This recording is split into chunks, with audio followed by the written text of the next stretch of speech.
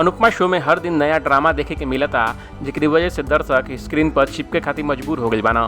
फिलहाल इस समय अधिक और पाखी के इर्द गिर्द ए शो का ट्रैक घूमताटे। पिछले एपिसोड में दिखावल गइल रहे कि अधिक घड़ियाली आंसू बहा के पाखी के फिर से अपने झांसे में ले लेता।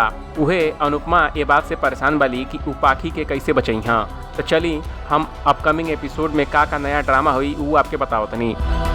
अनुपमा के आज के एपिसोड में दिखावल जाई कि अनु अपनी बेटी पाखी के लेके परेशान वाली।